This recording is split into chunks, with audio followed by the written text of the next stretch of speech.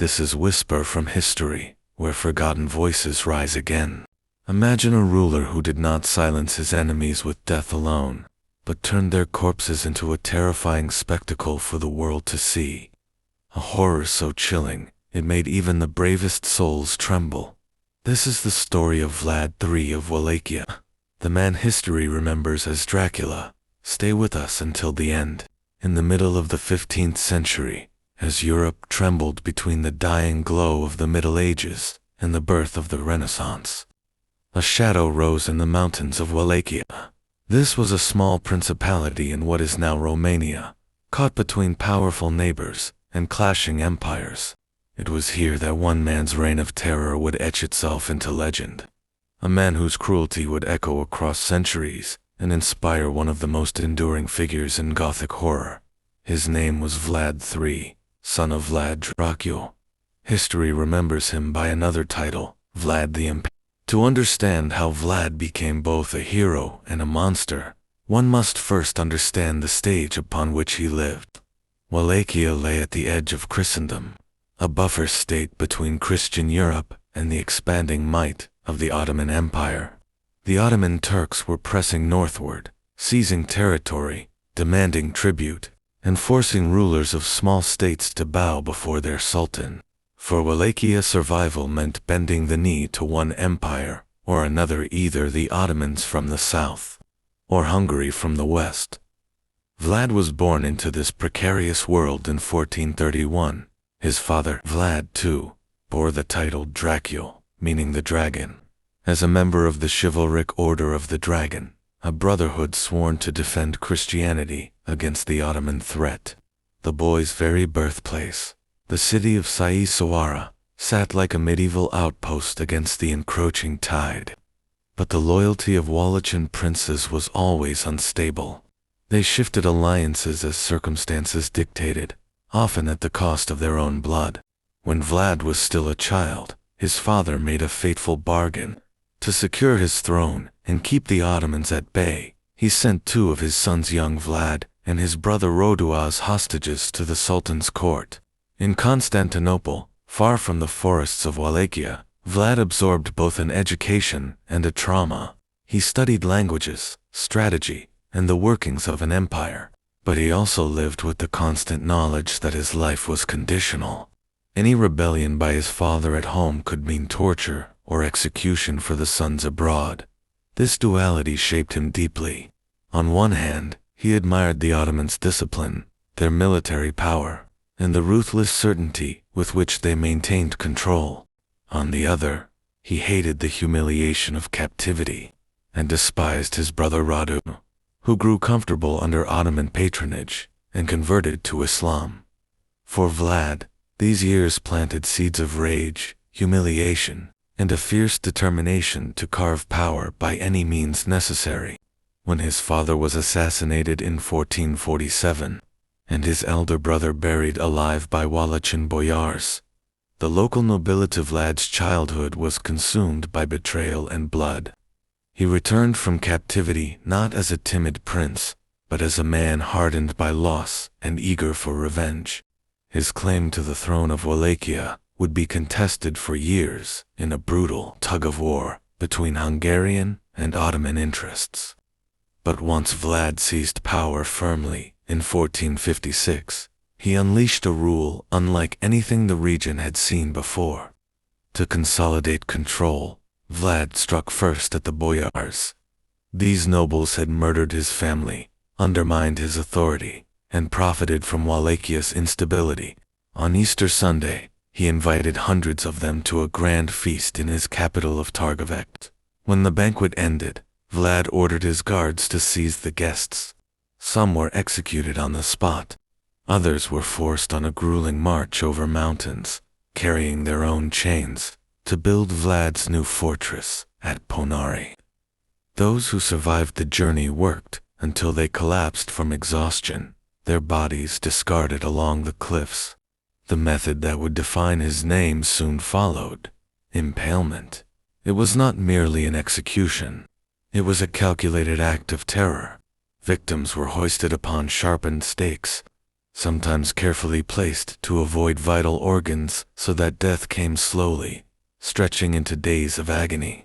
The sight of forests of impaled bodies was meant to break the will of his enemies, to horrify rivals into obedience.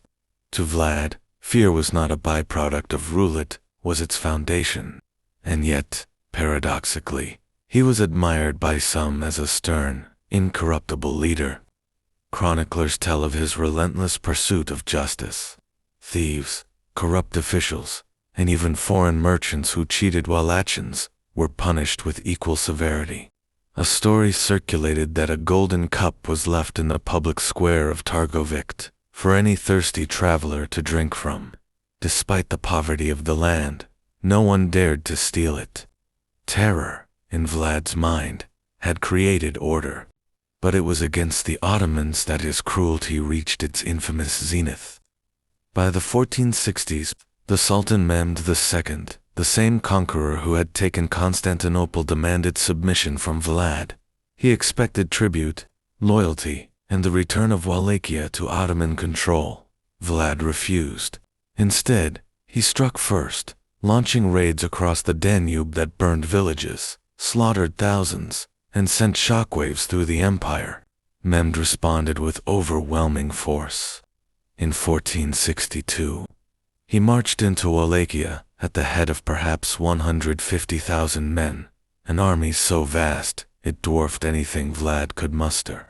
Facing annihilation, Vlad relied on guerrilla tactics, scorched earth policies, and terror.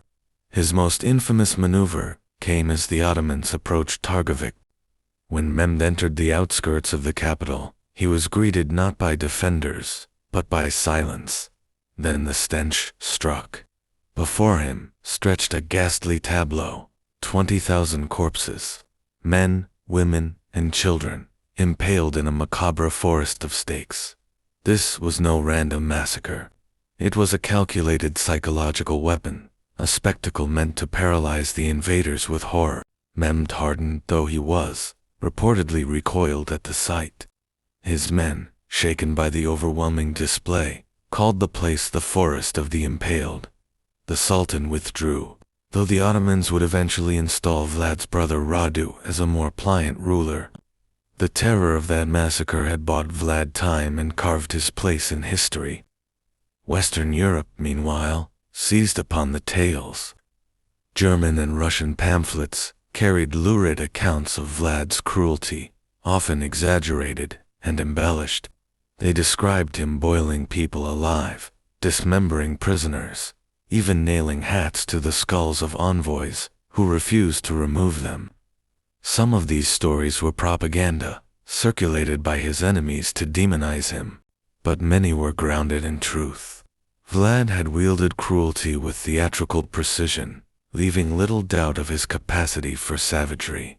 It is here, in these chronicles, that the seeds of a legend took root. Centuries later, when Bram Stoker searched for inspiration for his Gothic villain Dracula, he found in Vlad a figure both historical and monstrous. Stoker borrowed the name Dracula, the son of Dracula, but blended it with myth, transforming a 15th-century warlord into an immortal vampire.